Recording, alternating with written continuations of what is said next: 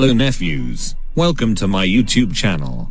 Here I drop the hard facts, unpopular opinions, and surprising statistics of the NBA. You may be asking why I am using this lame text-to-speak software to present to you this video.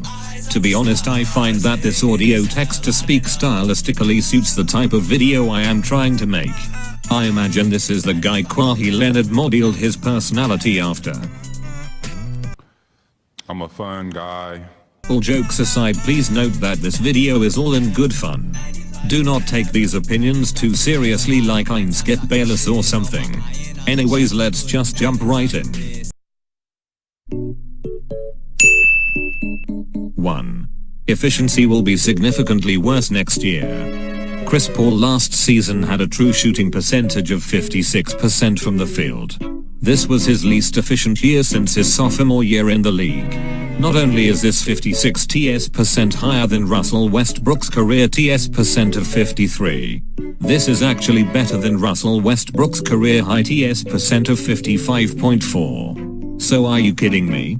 An aging injured Chris Paul who took some of the worst shots in his career, who everyone has pinned as washed, is still more efficient than the best version there has ever been of Russell Westbrook.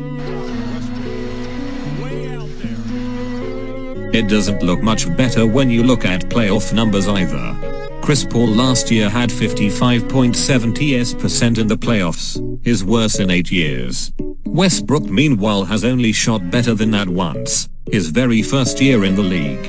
Last year Westbrook shot a horrendous 47% against a Portland team not known for their defense. Westbrook launching and missing everything.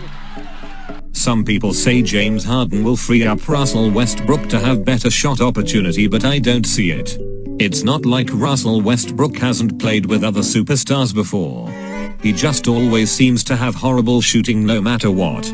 His career best 3-point percentage is 34%. Last year he shot 29%. Last year Chris Paul shot 35.8%. 2. The Rockets are going to be the playoff team with the most turnovers.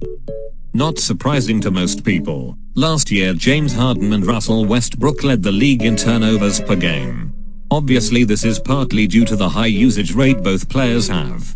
So now let's adjust and look at the statistic measuring turnovers adjusted to usage, which is TOV%. TOV% is the percent of turnovers committed by a person per 100 possessions where that person has the ball.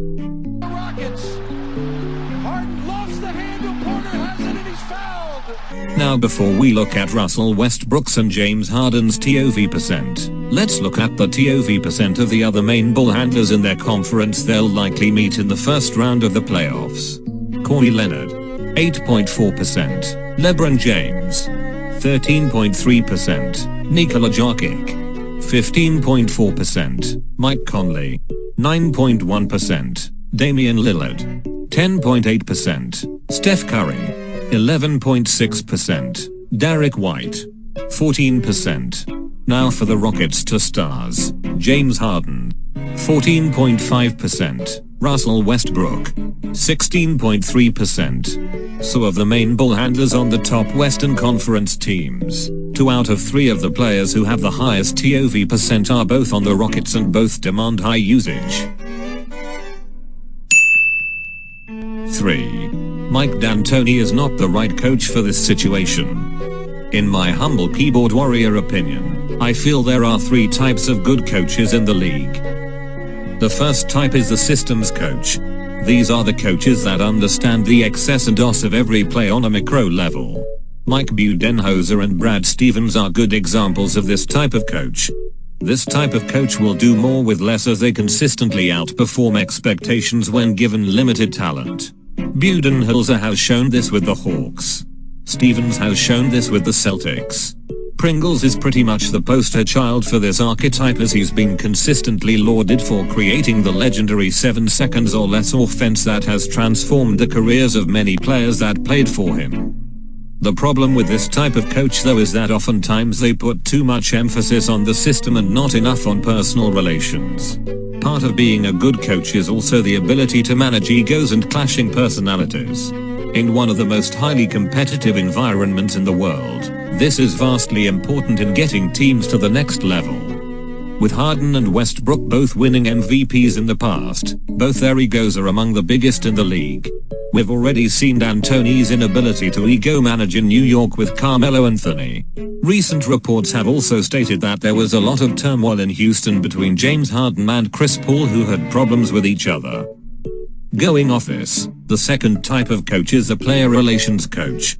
These coaches are the ones that are great at managing clashing personalities in the locker room. These coaches can deliver a championship when given championship level talent because they will ensure that all egos are held in check. They struggle with lesser talented teams as they don't have a solid system to squeeze the most out of every player on a day-to-day basis. Doc Rivers and Eric Spoelstra are coaches that fit this archetype. If one of these coaches were to be in charge of the Rockets, it's likely they go a little further than D'Antoni. From a talent standpoint, Westbrook and Harden are top of the league and if kept in check, have enough to make it to the second round from talent alone. Without a solid system, however, the player relations coach will not be able to overcome Westbrook's inefficiency and both Harden's and Westbrook's turnover issues to make it to the championship. The only type of good coach that would make the Rockets a legitimate championship contender would be the third type of coach, which I simply call true elite coaches. These coaches are the ones that both have a solid system and are great at managing ego. Examples include Phil Jackson, Greg Popovich, and Steve Kerr. These are the multi-championship winning coaches who would have a good chance of making a deep run with Houston. Unfortunately, D'Antoni is simply not one of them. So in conclusion, due to the decrease of efficiency, high number of turnovers, and inadequacies in Mike D'Antoni's coaching ability, I don't see how this is ever going to work out for the Rockets. I hope you enjoyed this video and hopefully the comments are thoughtful and not filled with salt. Have a nice day.